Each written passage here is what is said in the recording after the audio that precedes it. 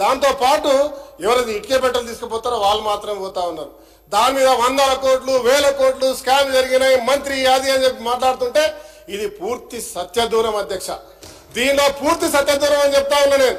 ఎందుకంటే రోజువారీగా చేసుకునే పని ఒకవేళ నిజమేది ఉంటే మొన్నటి వరకు కేటీఆర్ గారిని అడుగుతా ఉన్నా, వారు అక్కడ ప్రభుత్వంలో ఉన్నప్పుడు అక్కడ శాసనసభ్యుల మరి ఎవరో మాట్లాడింది, అనేక మంది విలేకరులు ఆ రోజు పేపర్లలో వచ్చింది వాళ్ళ నాయకుల మీద.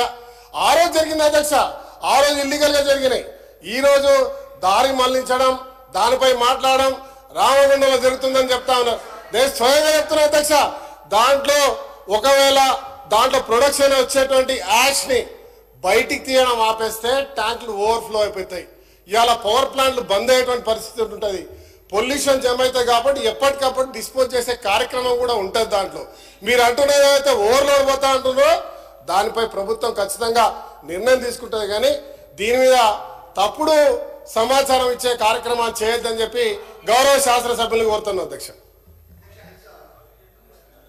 అధ్యక్ష థ్యాంక్ యూ అధ్యక్ష. రాజ్ ఠాకూర్ గారు అద్భుతంగా నేను చెప్పిందే చెప్పిండు అధ్యక్ష. ఇప్పుడు ఒక్కటే అడుగుతున్నా అధ్యక్ష, ఇప్పుడు నేను అడిగేది ఫ్లై యాసిడ్ని లేపొద్దని నేను అంటలేను అధ్యక్ష. నేను అడిగేది ఒకటే జవాబు. దీంట్లో ఉన్న మతలబ్ ఏంటంటే ట్రాన్స్పోర్ట్ మినిస్టర్ గారు ఓవర్లోడ్ అనేది ఎట్లా కొడుతుర్రు అనేది నేను అడిగే జవాబు. రోజుకి 300 లారీలు ఓవర్లోడ్ కొడుతున్నాయి. నా జవాబు అదే.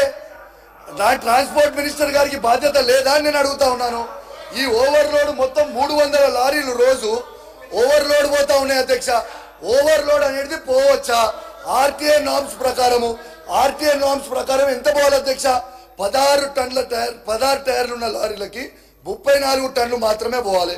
మరి అట్లాంటిది 76 టన్నులు ఎట్లా పోతున్నాయి అధ్యక్ష?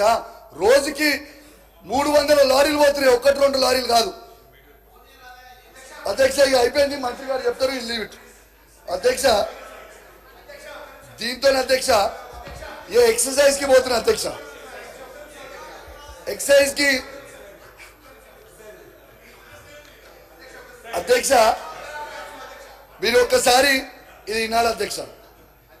19 తారీఖున అధ్యక్ష ఒక ప్రముఖ పేపర్లో కొన్ని ఆర్టికల్ వచ్చినాయి అధ్యక్ష లిక్కర్ మీద. ఏమని వచ్చినాయి?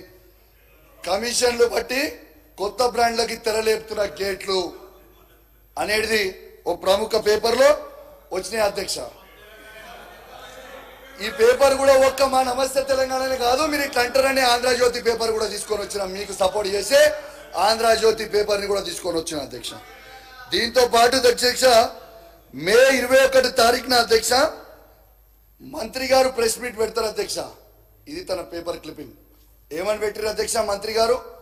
ఏ ఒక్క కొత్త మందుకు కానీ కొత్త ప్రపోజల్స్ కానీ ఏ ఒక్క అప్రూవల్కి ఒక్కటి కూడా రాలే, మేము ఒక్క అప్రూవల్ కూడా లైసెన్స్ ఇవ్వలేదని మంత్రి గారు ప్రెస్ మీట్ పెట్టి రాసిన పేపర్ల మీద 100 కోట్ల నష్టపరిహారం వేస్తామని చెప్పి ఈ పేపర్ కటింగ్ అధ్యక్ష. దీని తర్వాత అధ్యక్ష 27 తారీఖున మా బీఆర్ఎస్ పార్టీ ఆఫీస్ నుంచి Som distilleries and beverages limited సెబీకి లెటర్ పెడతారు అధ్యక్ష. ఏమని పెడతారు అధ్యక్ష? Official permission from the state of Telangana to supply our re-owned beer brands. Dear sir and madam, we are pleased to announce that we have received official permission from the state of Telangana to supply our re-owned beer brands అని soap distilleries వాళ్ళు సెబీకి letter పెడతారు. దీనివల్ల ఆ రోజు stock కూడా పెరిగింది, వాళ్ళ stocks కూడా పెరిగినాయి. దాని తర్వాత 28 తారీఖుకి మళ్ళా మంత్రి గారు లెటర్ ఇస్తారు అధ్యక్ష. ప్రెస్ నోట్ రిలీజ్ చేస్తారు అధ్యక్ష. ఏమని రిలీజ్ చేస్తారు అధ్యక్ష? To address the above the MDBCL has responded on the offer of Som Distilleries of MP state to supply beer to the State Beverages Corporation. This said company is a supplier of IMFL to 22 states, UTs, military units since 2 decades అని చెప్తారు అధ్యక్ష. దాని తర్వాత ఏం చెప్తారు అధ్యక్ష? అదే press note లో the government takes this prestigious presence as their pride. The above said Som Distillery is an Indian company. దాంట్లోనే మంత్రి గారు చెప్పిన అధ్యక్ష, my office was not aware of the day-to-day transactions of the corporation. As per the existing procedure, the above applications were not being placed for the minister's consideration అని press note release చేశారు అధ్యక్ష. అంటే పాపం నేను మంత్రి గారు తప్పు పడతలేను అధ్యక్ష. ఇది ఎక్కడి నుంచి డైరెక్షన్ అయిందంటే మధ్యప్రదేశ్ లో ఒక మాజీ ముఖ్యమంత్రి నుంచి ఈ ముఖ్యమంత్రికి డైరెక్షన్ రాగానే మంత్రి గారికి తెలియకుండానే పర్మిషన్ ఇచ్చింది అధ్యక్ష. ఇది నేను చెప్పలే అధ్యక్ష, ఇది చెప్పింది ఎవరు? ఇది నేను చెప్పలే అధ్యక్ష.